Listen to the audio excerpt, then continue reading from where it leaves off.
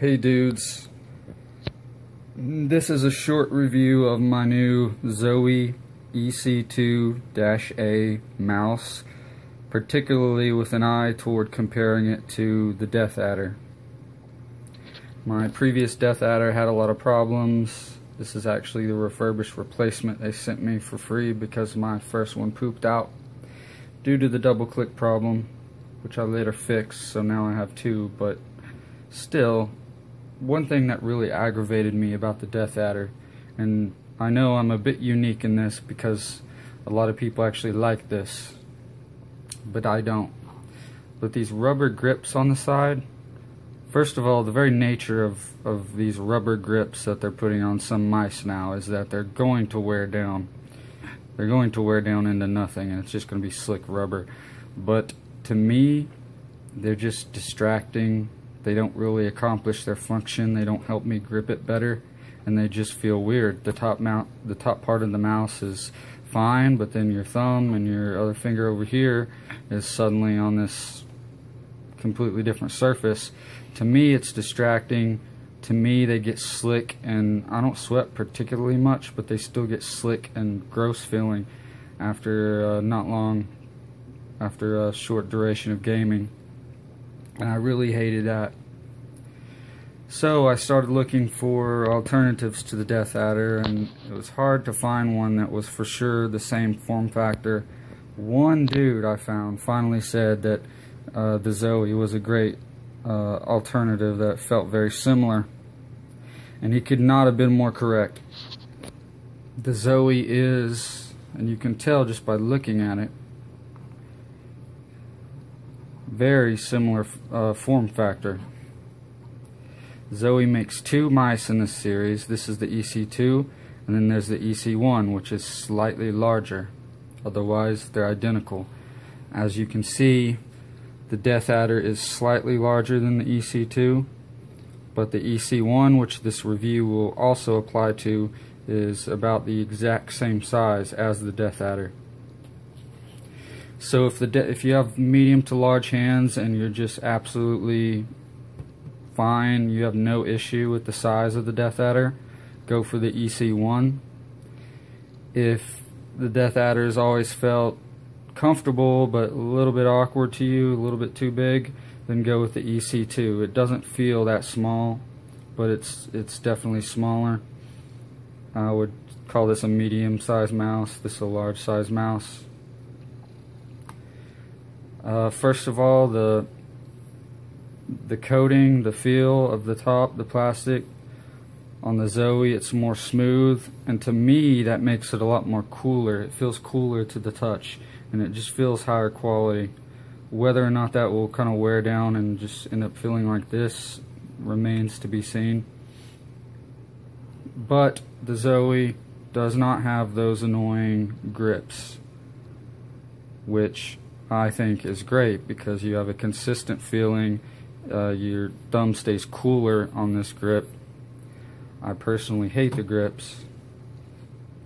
If you look at something like the SteelSeries rival, almost all the negative reviews are saying that the grips wear down after a few months or that they're slippery. So why do that? I hate that.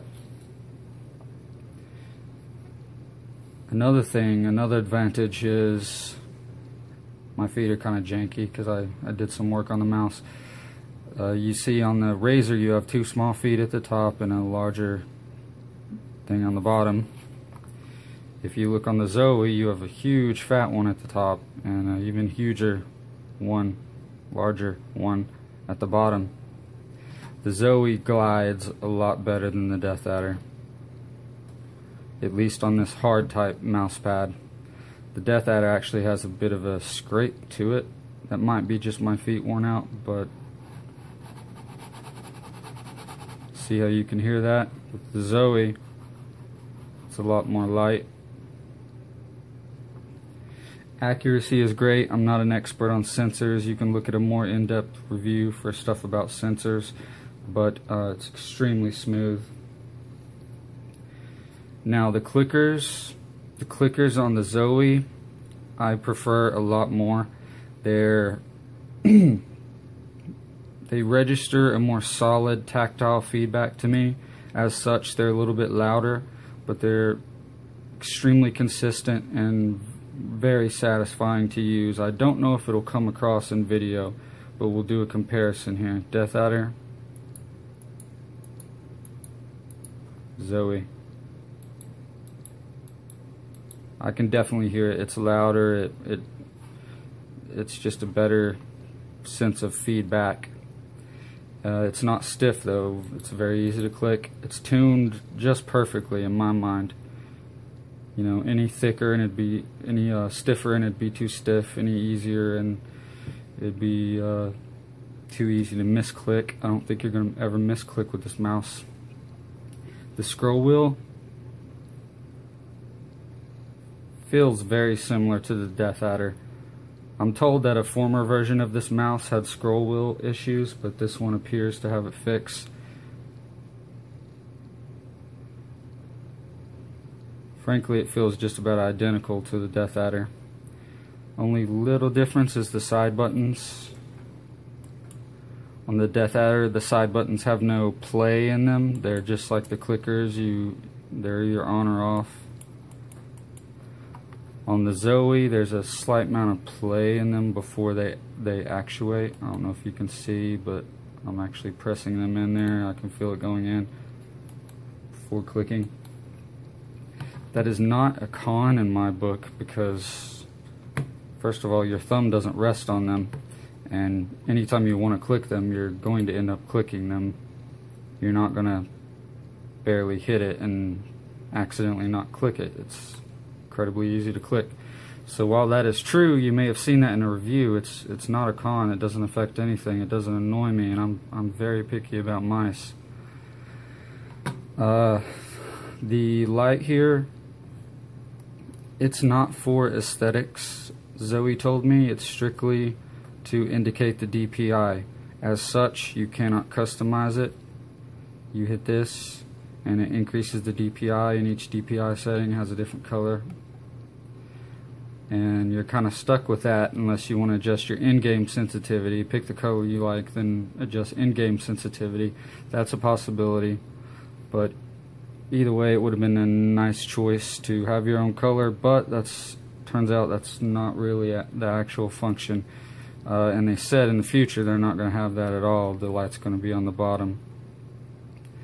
Because the bottom line is, this is a no-nonsense mouse. It focuses on ergonomics, comfort, rather than features, which for me is fine.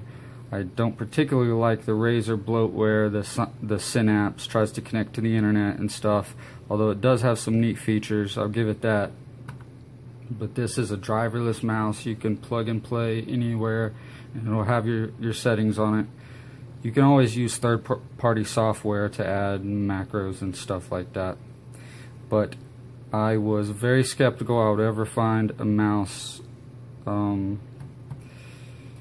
that I liked as much as my Deathadder, but this, I like it even better. It just feels better. It keeps my hand cooler.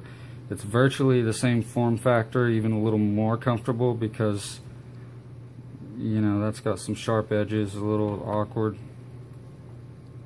whereas that's smoothed.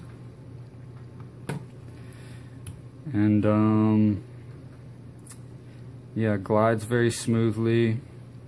Doesn't have the nasty grips, which are just annoying to me. The cord, I don't know what to say about it. It's not braided like this one, but you know, this braid, it always frays and looks ugly. And